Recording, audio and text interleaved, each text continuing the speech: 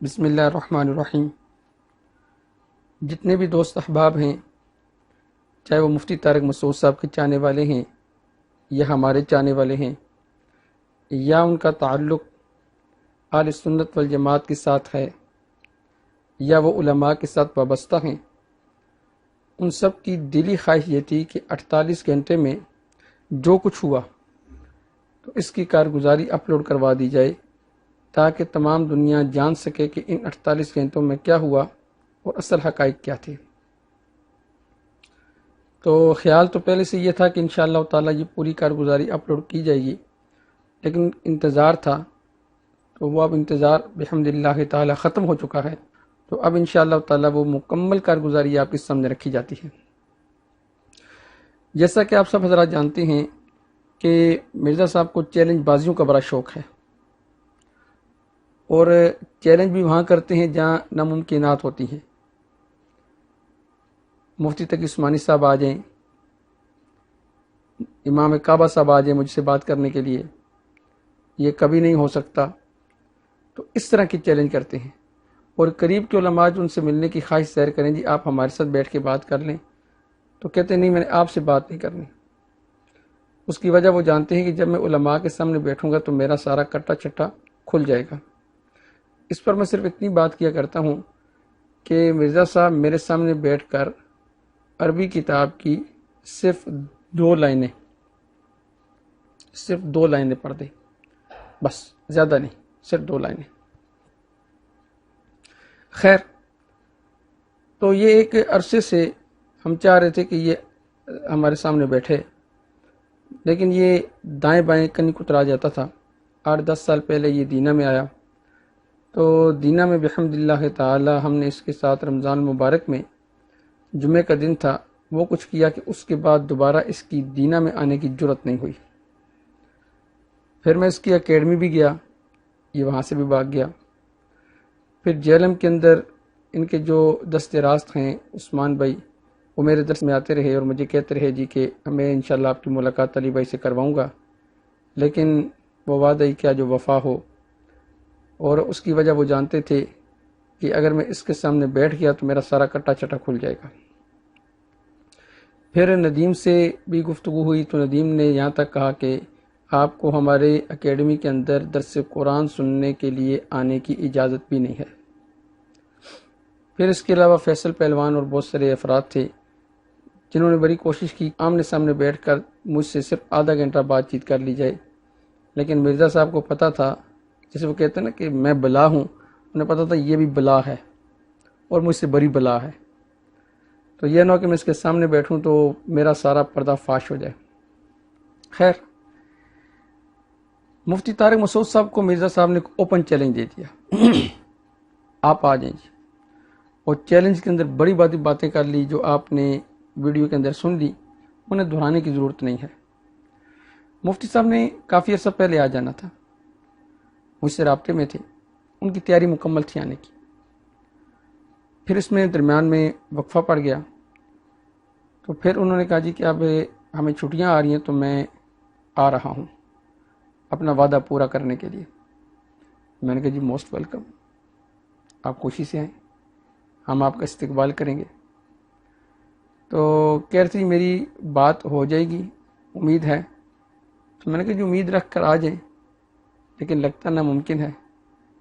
کہتے یار میں اتنا لمبا سفر کر کے بھی آؤں اور بات نہ ہو تو پھر مزہ تو نہ آیا۔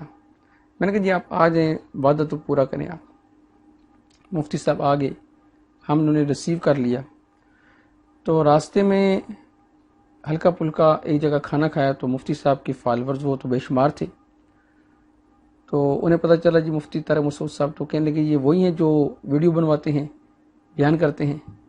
تو ایک آ گیا جی، دوسرا، تیسرا، چوتھا، تو وہ ہم نے ہلکا پھلکا کھانا وہاں کھانا تھا، تو ہلکا پھلکا کھانا ہم نے وہاں کھایا۔ پھر انہوں نے کہا جی ہم تصویریں بنانا چاہتے ہیں، تو مجھ سے نے کہا جی بنا دیں، کوئی مسئلہ نہیں۔ تو وہاں تصویریں بنائی گئی ان کے ساتھ، وہ بڑے خوش ہوئے۔ پھر اس کے بعد پھر ہم نے سفر شروع کیا، تو ایک جگہ اور سٹے کیا، تو وہاں مفتی صاحب کی جاننے والے تھے، تو مفتی صاحب نے ان کے ساتھ کچھ تصویریں بنوائی۔ تو پھر ہم جیلم آ کر پہنچے۔ پھر مشاورت کی کہ اب کرنا کیا ہے. تو مجھے تو سابقہ سارے حالات کا پتہ تھا. تو مفتی صاحب کہنے لگے جی آپ کی رائے کو ترجیح ہوگی. تو میں نے کہا جی کہ کچھ اصول و ضوابط بنا لیے جائیں تاکہ جتنے بھی راستے فرار کے ہیں نا وہ سارے ختم ہو جائیں اور احسن انداز کے ساتھ آپ کے آنے کا مقصد پورا ہو جائے اور یہ معاملہ ہمیشہ کے لیے نمٹ جائے. کہنے لگے بہت اچھی بات ہے. تو کہتے ہیں آپ کے ذہن میں کیا ہے؟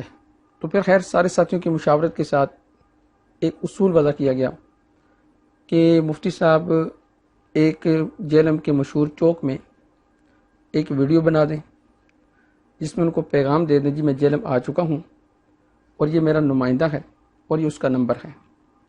آپ یہ نمبر لے لیں اور اپنا ایک نمائندہ مقرر کریں اور اس کا نمبر مینشن کریں اور یہ آپس میں رابطہ کریں. رابطہ کر کے مل بیٹھ کر کچھ باتیں طے کر لیں. جو آپ بھی مناسب سمجھتے ہیں وہ آپ بتلا دیں, جو ہمارے مناسب ہوں گی وہ ہم بتا دیں گے. جو باتیں مل بیٹھ کر طے ہو جائیں گی اس کے بعد دونوں کی خواہش کے مطابق وہ بات ہو جائے گی. اس میں بھی انشاءاللہ تعالی ہمارے درمیان جو باتیں ہوئی تھی کہ مرزا صاحب کی خواہش کا احترام کیا جائے گا. جب یہ ساری باتیں طے ہو گئی تو اب یہ ساری باتیں طے کرنے کا مقصد کیا تھا؟ ہم نے ہر پہلو کو دیکھا تھا. سب سے پہلے یہ تھا کہ جیسے ہی ویڈیو اپلوڈ ہونی تھی تو مفتی صاحب کے لاکھوں فینس تھے, ان کی کالوں کا ایک تانتا بن جانا تھا. جو اصل مقصد تھا وہ فوت ہو جاتا. تو اصل مقصد کو حاصل کرنے کے لیے ہم نے دوسری سائڈ پہ یہ قید لگا دی کہ آپ اپنا یوٹیوب پر بیان اپلوڈ کروا کے اپنا نمائندہ نامینیٹ کر کے اس کا نمبر مینشن کریں گے تاکہ 2 منٹ میں رابطہ ہو جائے. یہ پہلے آپس میں نمائندوں کا رابطہ ہونا تھا, مرزا صاحب کی ڈائریکٹ بات نہیں ہونی تھی. دوسرا یہ کہ جب مختلف کالیں آئیں گی تو ہو سکتا ہے بعض لوگ یہ کہیں جی کہ میں اس کا نمائندہ ہوں, میں اس کا نمائندہ ہوں, تو نمائندے کی پہچان مشکل ہو جائے گی. کل کے دن ہو سکتا ہے کہ جی بندہ کہ جی میں نمائندہ ہوں اور مرزا صاحب انکار کر بیٹھیں. مرزا صاحب کہیں جی کہ میرا تو یہ نمائندہ تھا ہی نہیں, اس نے تو اپنے طور پر جا کے بات کی ہے, میں تو مانتا ہی نہیں اس بات کو. تو یہ ایک بھاگنے کا چور راستہ تھا جس کو بند کیا گیا تھا. تیسری بات یہ تھی کہ تاکہ اگر کچھ وقت بھی چاہیے ہو تو وقت بھی مل جائے. 2 دن چاہیے ہیں, 3 دن چاہیے ہیں, 4 دن چاہیے ہیں, کہ 4 دن بعد بات کرنی ہے, 5 دن بعد کرنی ہے, کس طرح کرنی ہے, کس انداز میں کرنی ہے.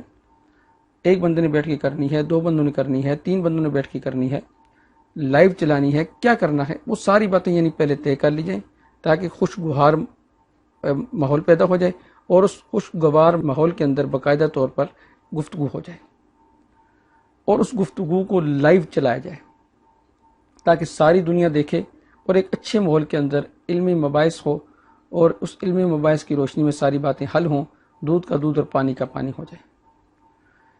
تیسری بات یہ تھی کہ اس اصول اور ضابطے کو طے کرنے کی کہ تاکہ تیسرا درمیان میں کوئی فریق آ کر ماحول کو خراب کرنے کی کوشش نہ کرے.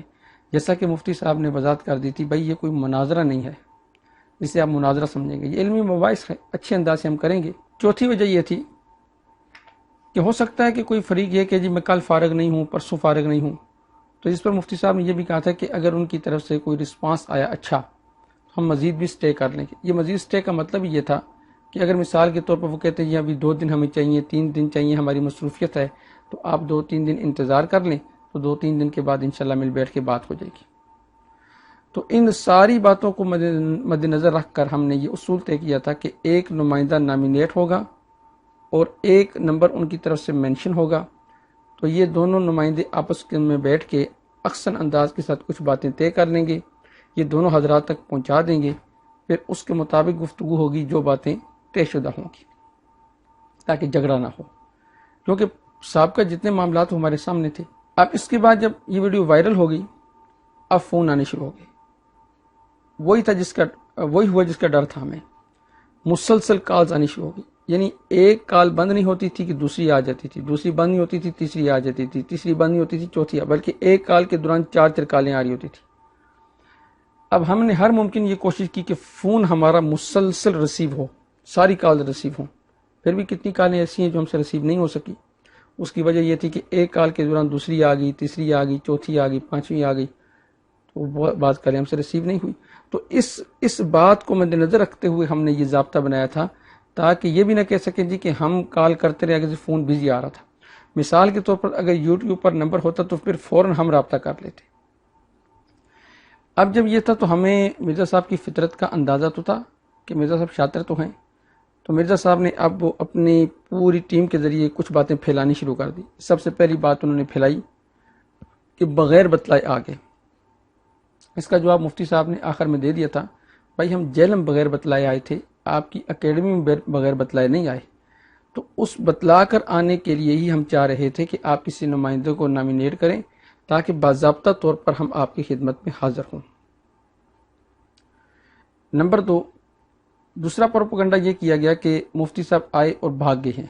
بس آئے ہیں, گلگت جا رہے تھے اور جاتے جاتے راستے میں انہوں نے وہ ویڈیو اپلوڈ کروائی, اپنی عوام کو خوش کیا.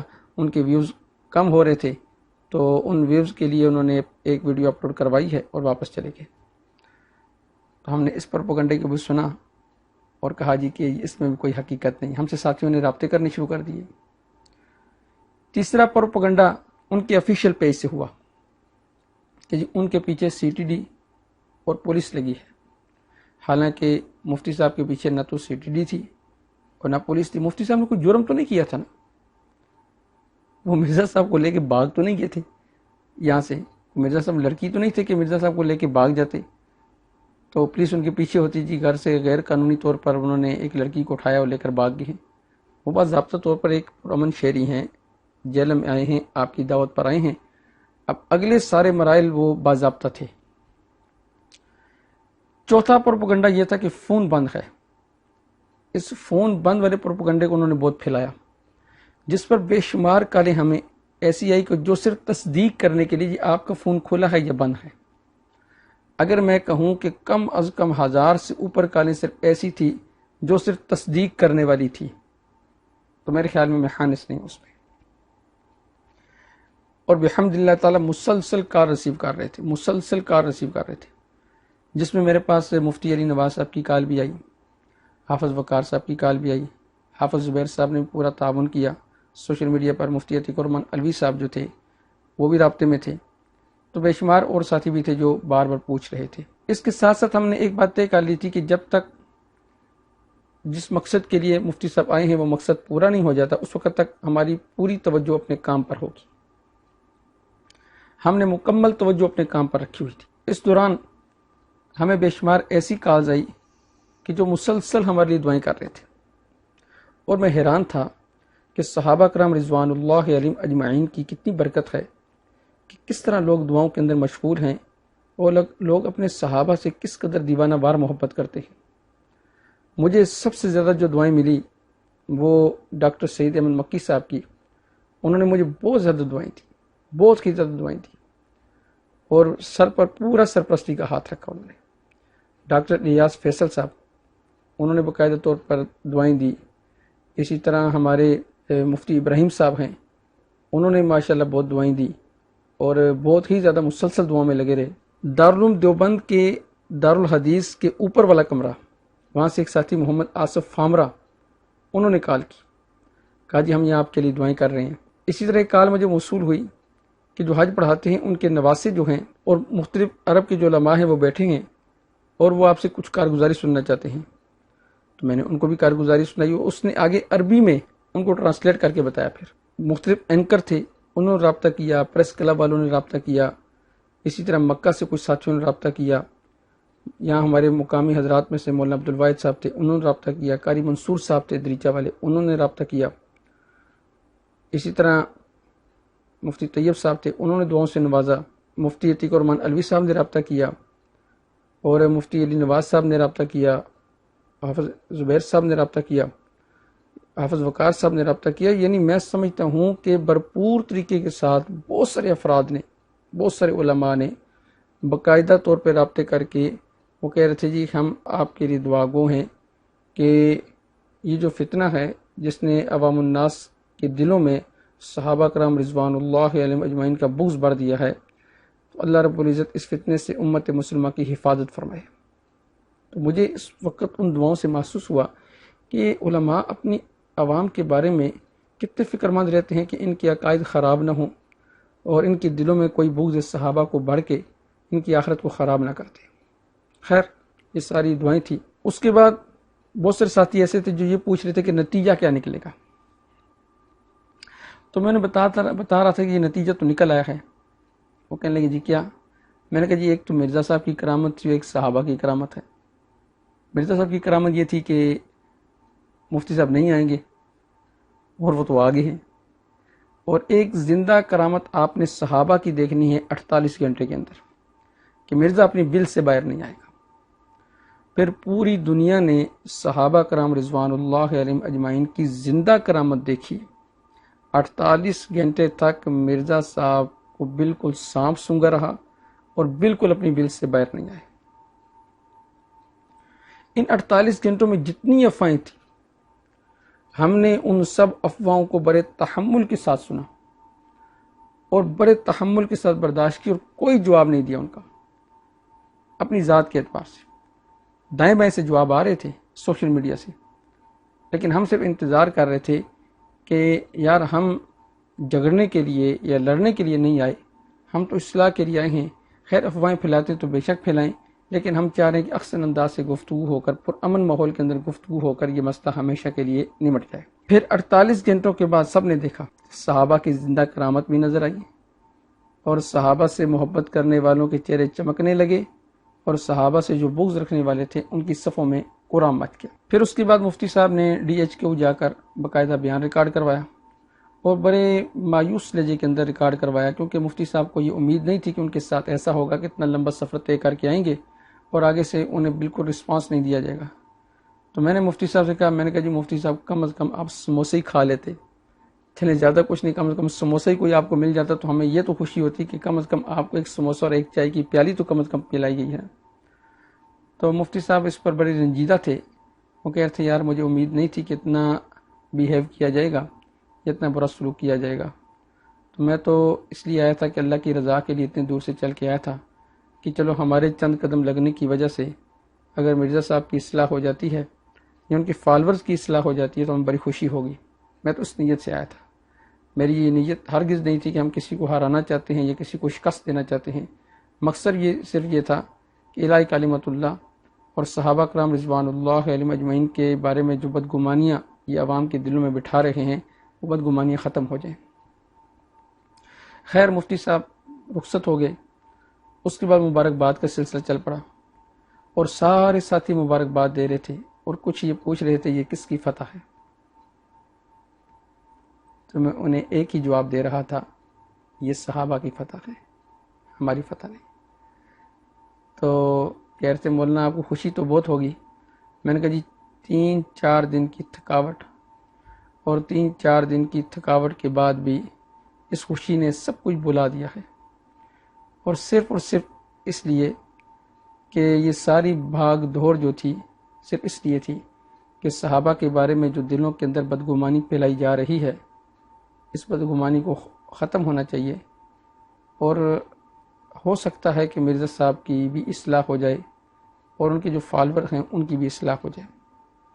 اب بھی یہی درد دل ہے اور اب بھی یہی گزارش ہے کہ خدا را کر کے ظاہر حدیث کو دیکھ کر یا صرف حدیث کے الفاظ کو دیکھ کر یا لغت یا ڈکشنری کو دیکھ کر حدیث کا معنی بگاڑ کر سلف صالحین سے ہٹ کر امت مسلمہ کو صحابہ کرام رضوان اللہ علیہم اجمعین جیسی عظیم شخصیات سے بدظن نہ کریں اور بدگمان نہ کریں۔ یہی ہمارا اثاثہ ہے اور یہی ہمارا سب کچھ ہے۔ میں انہی الفاظ پر آپ سب ساتھیوں کا شکر گزار ہوں کہ جنہوں نے ان لمحات کے اندر ہمیں دعاؤں کے اندر یاد رکھا، اور مرزا صاحب کے ان فالورز کا بھی میں شکر گزار ہوں کہ جن کو مرزا صاحب کی حقیقت کا پتہ چل چکا ہے اور وہ مرزا صاحب سے اعلان برات کر چکی ہیں۔ ہمیں مقصد یہ نہیں کہ وہ ہماری پارٹی کے اندر شامل ہو جائیں یا ہماری تعداد کو بڑھا دیں، صرف اس لیے کہ ان کا ایمان بچ چکا ہے اور صحابہ کے بارے میں ان کے دل کے اندر جو بدگمانیاں پیدا ہو رہی تھی وہ بحمدللہ تعالی مفتی صاحب کے سفر کی وجہ سے ختم ہو چکی ہیں۔ اللہ رب العزت ہمیں صحابہ کی محبت نصیب فرمائے۔